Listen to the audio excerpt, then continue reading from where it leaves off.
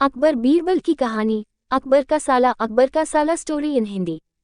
बीरबल की बुद्धि और समस्या को भाप लेने की कला के कारण बादशाह उन्हें खूब पसंद करते थे। इसी कारण से दूसरे लोग बीरबल से उतना ही जलते थे। इन जलने वालों में से एक अकबर का साला भी था। वो हमेशा से ही बीरबल को मिला हुआ खास स्थान लेना चाहता था।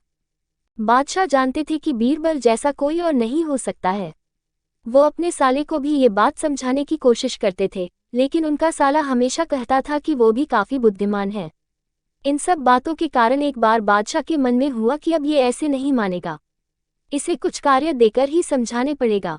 तभी अकबर ने अपने साले से कहा कि तुम अपने दिमाग और सूझबूझ से इस कोयले की बोरी को सबसे ज्यादा लालची सेठ दमड़ी लाल को बच कर आओ।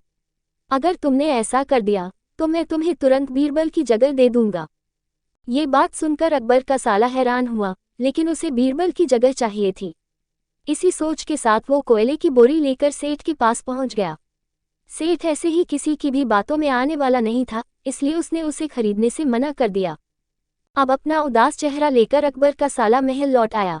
उसने कहा कि मैं इसे नहीं बेच पाया। इतना सुनते ही बादशाह ने बीरबल को अपने पास बुलाया। उन्होंने अपने साले के सामने ही बीरबल से कहा कि तुम्हें सेठ दमड़ी लाल को यह कोयले की बोरी बेचनी है। बादशाह का आदेश मिलने पर बीरबल ने कहा कि आप एक बोरी बेचने के लिए कह रहे हैं। मैं उस सेठ को एक कोयले का टुकड़ा ही 10,000 में बेच सकता हूँ। ये बात सुनकर अकबर का साला दंग रह गया। अकबर ने कहा कि ठीक है, तुम एक ही कोयले का टुकड़ा बेच आओ।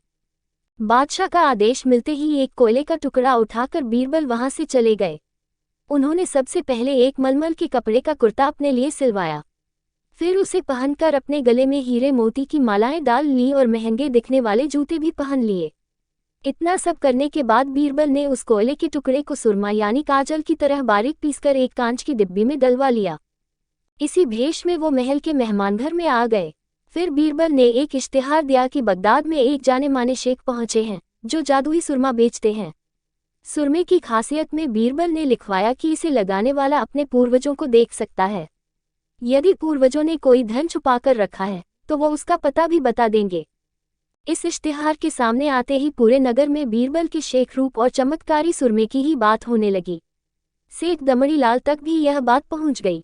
उसके मन में हुआ, जरूर मेरे पूर्वज ने धन गाड़ रखा होगा, मुझे तुरंत शेख से संपर्क करना चाहिए। इतना सोचकर दमड़ी लाल शेख बने बीरबल के पास पहुंचा। बीरबल ने जानबूझकर उन्हें पहचाना नहीं। सेठ ने शेख से कहा कि मुझे सुरमे की डिब्बी चाहिए। शेख ने जवाब दिया, बिल्कुल लीजिए, लेकिन एक डिब्बी की कीमत 10,000 रुपये है। सेठ काफी चालाक था। उसने शेख से कहा कि मैं पहले सुरमा आंखों पर लगाना चाहता हूँ, उसके बाद पूर्वजों के दिखने पर ही मैं 10,000 रुपये दूंगा। शेख बने बीरबल ने कहा कि ठीक है, आपको ऐसा करने की इजाजत है, बस आपको सुरमे की जांच करने के लिए चौराहे पर चलना होगा। चमत्कारी सुरमे का करिश्मा देखने के लिए वहां लोगों की भीड़ लग गई। तब बीरबल बने शेख जोर जोर से कहने लगे कि इस चमत्कारी सुरमे को सेठ जी लगाएंगे। अगर ये सेठ अपने माता पिता की ही औलाद हैं तो इन्हें सुरमा लगाते ही तुरंत पूर्वज नजर आ जाएंगे। पूर्वज नहीं दिखे तो मतलब ये होगा कि वो अपने माता पिता की औलाद नहीं है। असली औलादों को ही यह सुरमा लगाने पर अपने पूर्वज नजर आते हैं। ये सब कहने के बाद शेख ने सेठ के आंखों पर सुरमा लगा दिया और कहा कि आंखें बंद कर लो। सेठ ने आंखें बंद तो की, लेकिन उन्हें कोई भी नहीं दिखा। अब सेठ के मन में हुआ कि मैंने कह दिया कि मुझे कोई नहीं दिखा तो भारी अपमान हो जाएगा। इज्जत को बनाए रखने के लिए सेठ ने आंख खोली और कहा कि हाँ, मुझे अपने पूर्वज दिख गए। इसके बाद गुस्से में लाल सेठ ने बीरबल के हाथ में 10,000 रुपये थमा दिए। अब खुश होते हुए बीरबल महल चले गए। उन्होंने कहा कि लीजिए बादशाह, एक कोयले के 10,000 रुपये, और सारा किस्सा सुना दिया। ये देखते ही बादशाह का साला मुंह बनाकर महल से चला गया। उसके बाद से उसने कभी भी बीरबल की जगह लेने की बात अकबर से नहीं की।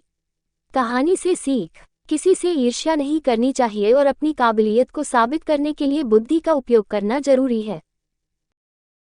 अकबर और बीरबल की ये कहानी आप लोगों को कैसी लगी हमें कमेंट बॉक्स में जरूर बताएं, और कहानी थोड़ी सी भी अच्छी लगी हो तो वीडियो को लाइक करें और इसी तरह की और भी मजेदार कहानी सुनने के लिए चैनल को सब्सक्राइब जरूर कर लें। धन्यवाद।